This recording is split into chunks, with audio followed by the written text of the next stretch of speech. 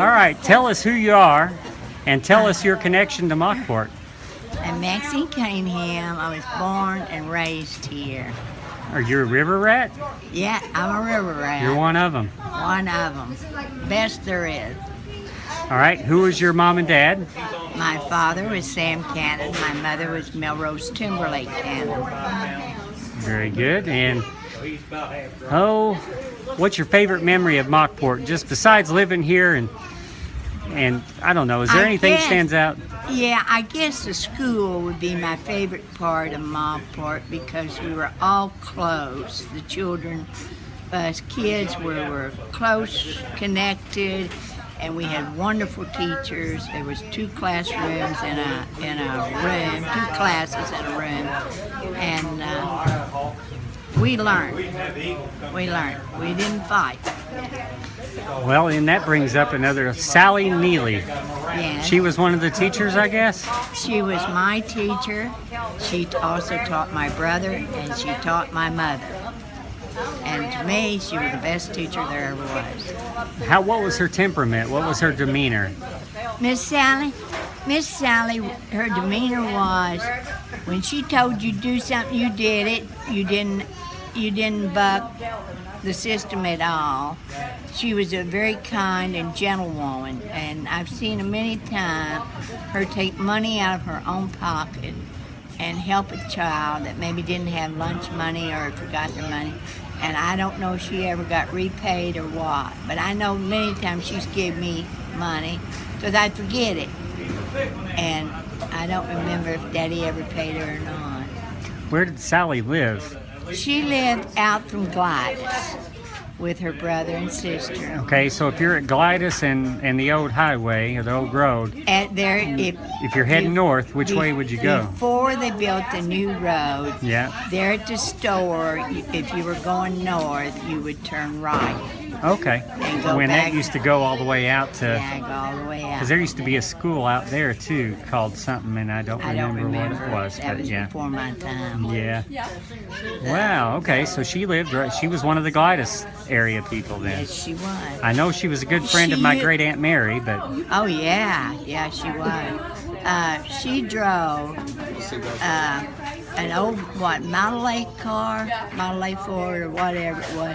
That little old black car, she drove that all the time until it got to where it was just going bad, deteriorate. And then they bought a truck, and John had to do the driving, and then Miss Sally quit driving when she did.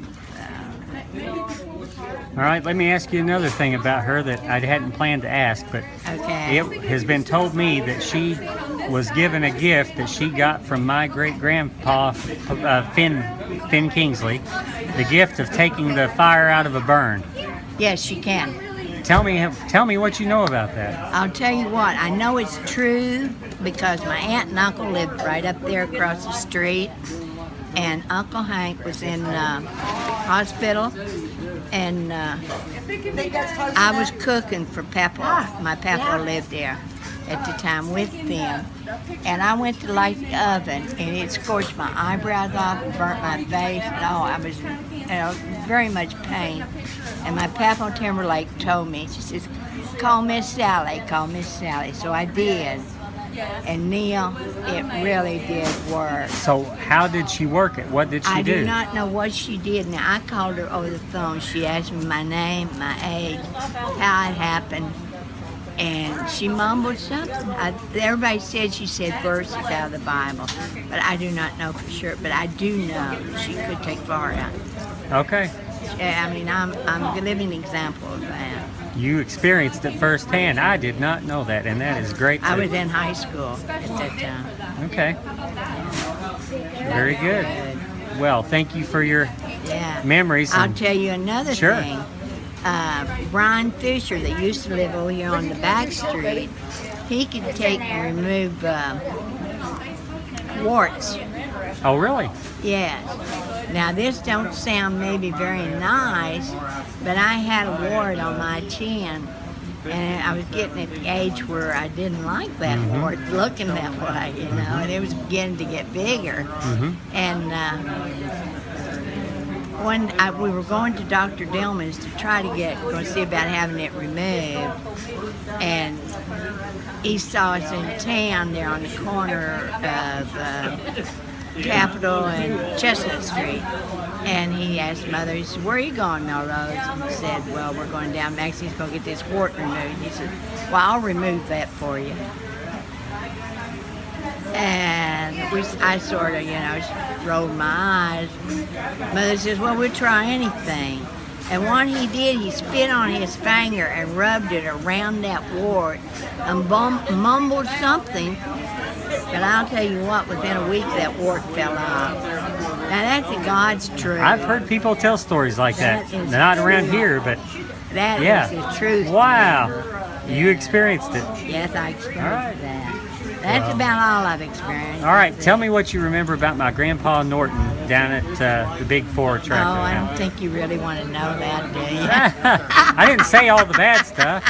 Tell me one good thing about him, or just an overall general memory about him. He was the kindest, gentle person you'd ever want to know. He was very nice.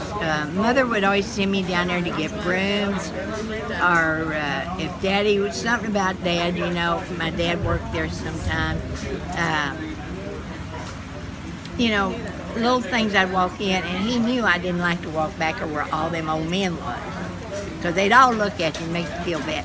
But well, how old were you about this time? About that time, I was just, high school. Okay, you were an attractive young lady. Yeah. Well, yeah. Right. I was pretty good looking when I was young.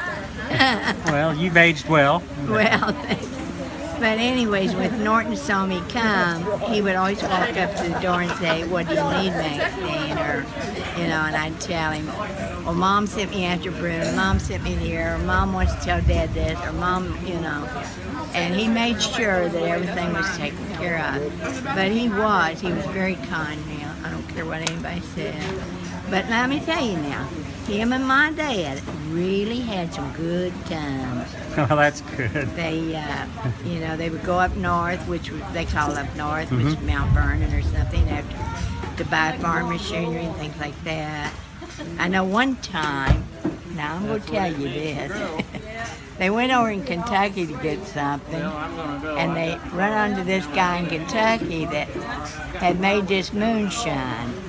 Well, it wasn't quite ready, it was green. Uh-oh. Them two guys really was sick. Oops. That's all I'm going to tell you about that. Got it. That's funny. So what else you want to know? Oh, that's probably enough for now, but thank you, Maxine. You're not going to put that on Facebook, right?